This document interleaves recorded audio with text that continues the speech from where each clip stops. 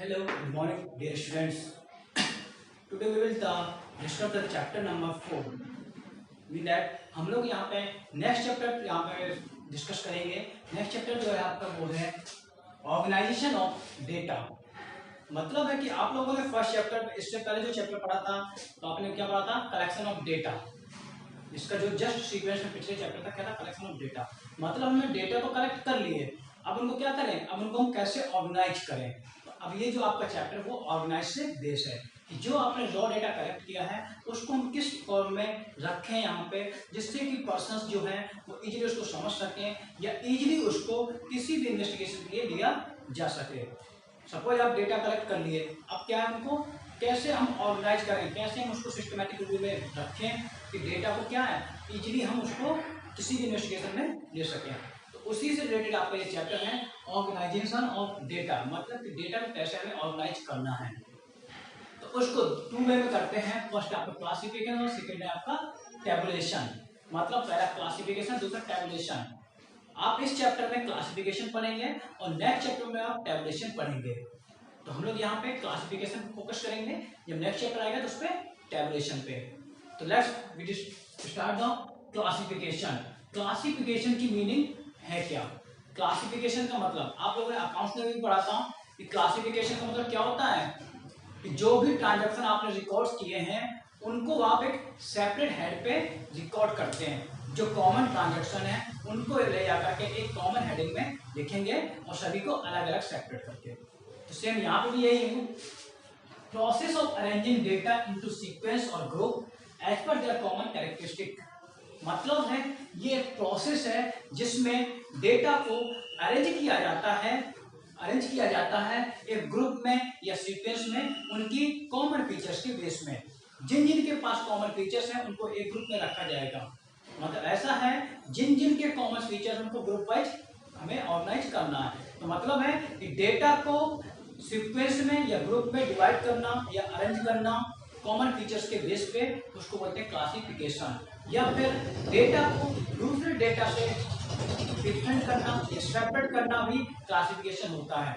जैसे सपोज मान लो एक बॉयज है, गर्ल्स है। अब हमारे पास एक साथ बॉयज और गर्ल्स के पूरे के नेम आ गए, अब हम क्या करेंगे, उनको बॉयज की सिर्फ अलग रखेंगे और गर्ल्स की सिर्फ अलग रखेंगे। तो क्या हो गया, क्लासिफिकेशन। जैसे हमारे पास लिस्ट आती है कि हमने बोला कि क्लास में कितने बच्चे हैं तो सभी की लिस्ट आ गई, तो अब क्या करेंगे हम उनको गर्ल्स का अलग कर लेंगे, बॉयज का अलग, जिससे क्या पता चल जाएगा कि गर्ल्स कितनी क्लास में और बॉयज कितने हैं। या फिर हमें निकालना कि एजुकेटेड अनएजुकेटेड का, हमारे पास डेटा पूरा आ गया, हम क्लासीफाई करेंगे कैसे, एजुकेटेड को एक तरफ अनएजुकेटेड को एक तरफ। यही चीज है कि जो हमारे पास रॉ डेटा है उनको एक सीक्वेंस या ग्रुप में अरेंज करना कॉमन कैरेक्टरिस्टिक के बेस पे, उसको बोलते हैं हम क्लासिफिकेशंस। ठीक है। अब ये भी एक क्लासिफिकेशन करते क्यों हैं? क्लासिफिकेशन का मतलब यही होता है कि हमारे पास जो रॉ डेटा होते हैं, ठीक है, रॉ डेटा तो हम क्या करते हैं एक ऐसे फॉर्म में हमें लिखना पड़ता है जिससे कि क्या है इजीली उसको हम किसी भी इन्वेस्टिगेशन के लिए कर सकें। फिर आपका आ जाता है कि साथ ही साथ क्या है, अगर हम डेटा को क्लासीफाई कर लेते हैं जिससे क्या वो हमारी कॉम्प्लेक्सिटी को कम कर देता है। क्योंकि वैसे डेटा क्या हमारे पास बहुत सारे रखे होते हैं, अब हमें अगर किसी को पूछना कि ये क्या है तो वो ढूंढना मुश्किल पड़ जाएगा। बट अगर उसको क्लासीफाई कर देते हैं तो क्या है, उसको इजीली आइडेंटिफाई कर सकते हैं। आप ही सोचिए कि अगर आप लोग अपने घर में सभी चीजों को एक साथ रख दो एक जगह पे तो फिर क्या होगा, ढूंढना मुश्किल हो जाएगा। तो आप लोग क्या करते हैं, उसको क्लासीफाई कर लेते हैं कि चीजों को सिस्टमैटिक वे में रख लेते हैं। जो चीजें डेली यूज की वहाँ उनको बाहर रख लेते हैं, जो कम डेली यूज की उनको थोड़ा अंदर रख देते हैं। तो इस तरीके से क्लासीफाई आप करते हैं। फिर आपका आता साथ ही साथ क्या है, रॉ डेटा को अगर हम क्लासीफाई करते हैं तो उसमें हमें कंपैरिजन भी हेल्प करती है। तो अभी हम इसका देखते हैं कि पहला है आपका क्लासिफिकेशन। क्लासिफिकेशन का मीनिंग होता है कि डेटा को अरेंज करना सीक्वेंस या ग्रुप में उनकी कॉमन फीचर्स के बेस पे, या एक डेटा को दूसरे डेटा से सेपरेट करना उनकी फीचर्स के बेस पे। अब आपका आता है ऑब्जेक्ट्स ऑफ क्लासिफिकेशन। क्लासिफिकेशन के ऑब्जेक्ट्स क्या, मतलब क्लासिफिकेशन करते क्यों हैं। फर्स्ट है आपका to simplify and condense the mass of data. पहला है आपका जो मास ऑफ डेटा होता है, क्योंकि डेटा आप जब कलेक्ट करते हैं तो बहुत सारा डेटा होता है, तो मास ऑफ डेटा को आप क्या करते हैं, जब सिंप्लीफाई करते हैं तो सिंप्लीफाई करने के लिए क्या करते हैं आप, क्लासिफिकेशन। तो क्लासिफिकेशन का यहाँ पे एक ऑब्जेक्टिव है कि मास ऑफ डेटा को या रॉ डेटा को वो सिंप्लीफाई करता है। कैसे सिंप्लीफाई करेगा? जैसे कि आपकी पॉपुलेशन हमने कलेक्ट की सेंसस मेथड से, ठीक है, हमने सेंसस मेथड से जनगणना कर ली इंडिया की पॉपुलेशन का, और हम उसको कैसे क्लासीफाई करेंगे?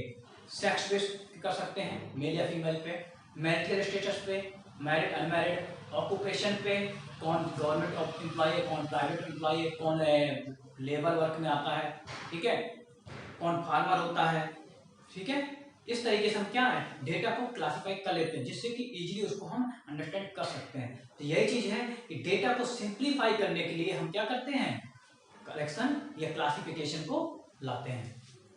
दूसरा है to explain similarity and dissimilarity of data.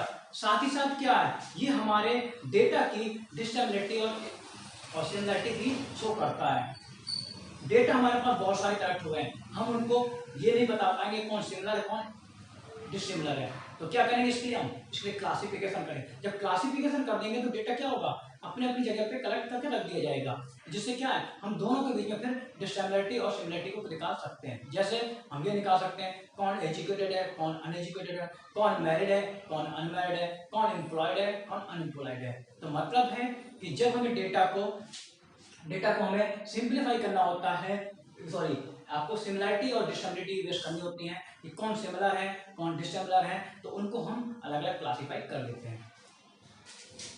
To facilitate comparison, third point to facilitate comparison, classification हमारे कंपैरिजन को भी फैसिलिटी प्रोवाइड करता है। मतलब है अगर क्लासिफिकेशन हमने डेटा का किया है तो हम इजीली कंपैरिजन कर सकते हैं, किसी भी डेटा का किसी से भी कंपेयर कर सकते हैं। जैसे हम कंपेयर कर सकते हैं कि हमारा प्रीवियस ईयर पे पॉवर्टी क्या थी, अब पॉवर्टी क्या है, हमारी प्रीवियस ईयर जीडीपी क्या थी, अब जीडीपी क्या है। अगर सपोज मान लो हम जीडीपी को क्लासीफाई ना करें, ईयर वाइज ना करें, तो कैसे हम कंपेयर कर लेंगे कि पिछले साल जीडीपी क्या थी, इस साल क्या है, पिछले मंथ में क्या थी, इस मंथ में क्या है, क्वार्टर में क्या थी पिछले, इस क्वार्टर में क्या है। तो मतलब है कि डेटा को अगर हम क्लासीफाई कर लेते हैं तो हम कंपेयर कर सकते हैं एक दूसरे को।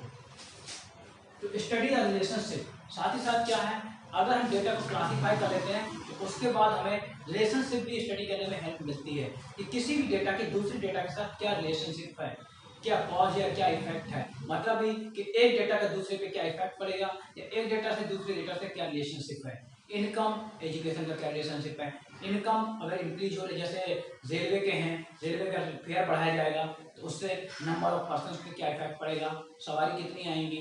तो मतलब है कि रिलेशनशिप को भी आइडेंटिफाई किया जा सकता है आपके क्लासिफिकेशन के थ्रू। फिर आपका to prepare the data for tabulation, साथ ही साथ क्या है आप अगर डेटा को क्लासिफाई कर लेते हो तो जिससे क्या है आप अगला जो प्रोसेस है टेबल बनाने का है तो उसमें भी आप आराम से इजीली कर सकते हो।